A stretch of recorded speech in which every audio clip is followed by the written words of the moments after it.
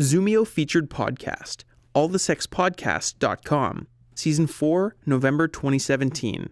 Podcast hosts Mark and Rebecca talk with Steve Traplin, the VP of Sales for Zumio, about their couple's experience with Zumio Classic.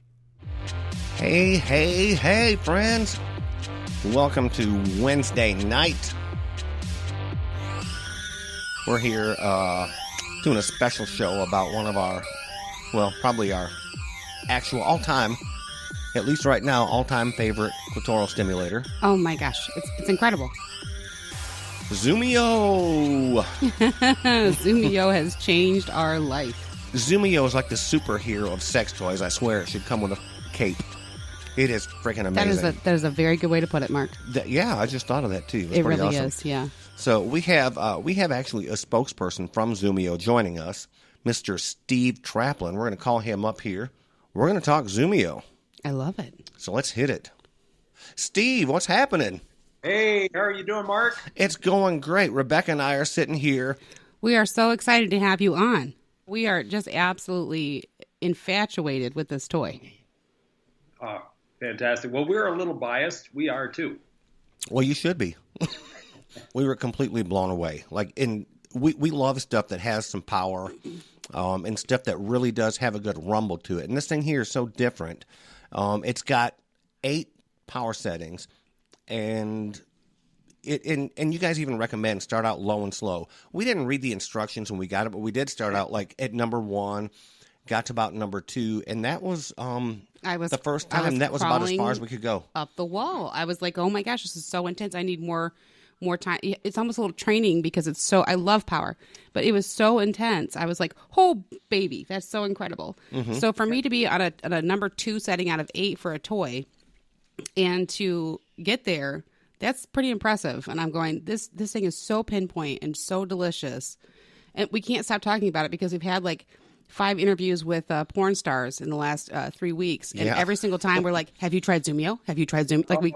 Fantastic. We cannot stop, and they're like, "No, but we want to." The real interesting thing we've found, and I think this was all part of the design discovery, was you don't need to have a ton of power in order to deliver a ton of pleasure, and it's an industry that has gone kind of power mad. There's been this.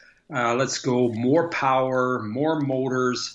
And Zumio, in fact, has gone the opposite direction. It's far less powerful than the average vibrator, but it's just much more concentrated. It's more effective, yeah. The efficiency of it is great. Yeah, you don't need to have a lot of power. What you need is efficiency. So it's a question of getting the energy transferred through to the nerve, rather than having your entire hand and arm and pelvic region shaken up as what normally happens with a powerful vibrator.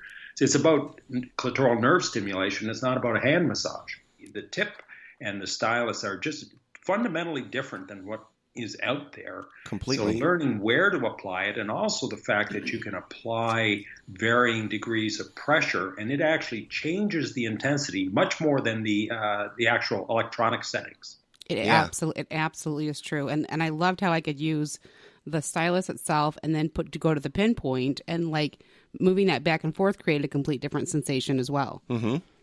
The woman that came up with the original concept was so far removed from the adult pleasure product industry. This is actually why I think the invention was so great, is she had no preconditions or existing ideas about how toys should work. She just wanted something that could match her moods and her cycles. And so, every woman's different. And then even the same woman is different from day to day, depending on moods, emotions.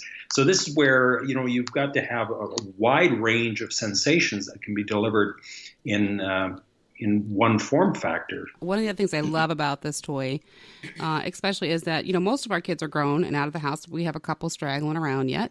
But it is so whisper quiet. It is absolutely, I think, one of the quietest toys I've ever owned. Yeah. Yeah, and that, again, was part of the design criteria when the woman who had the original concept for this came to the engineering firm.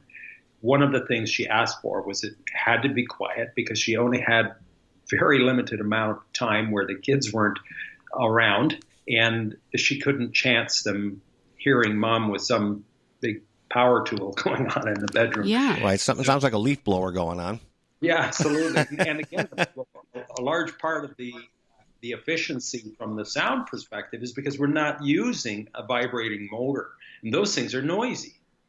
And this is a patented technology that again breaks the stranglehold that vibrators have had on this industry for well over 100 years. I mean, I don't think the vibrator technology has changed all that dramatically in a century, other than it's maybe been miniaturized. Yeah. Yeah. Yeah. So it's quiet, it's discreet, a product that can be held like a fine writing instrument. We call it the artist's brush for painting your own experience. Oh, I like it. Brilliant. I love it. Yeah.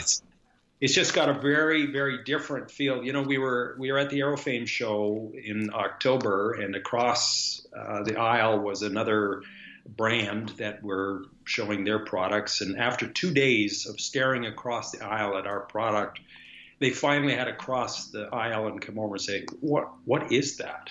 They had no idea. And you know what? As far as we're concerned, mission accomplished, because we didn't want to create something that looked like anything else that was out there, right. Nor did we want anything that felt like anything else out there. Well, it definitely doesn't feel like anything else, and I have tried lots of things over the years, and it is phenomenal. I'm really, really, truly in love with this toy.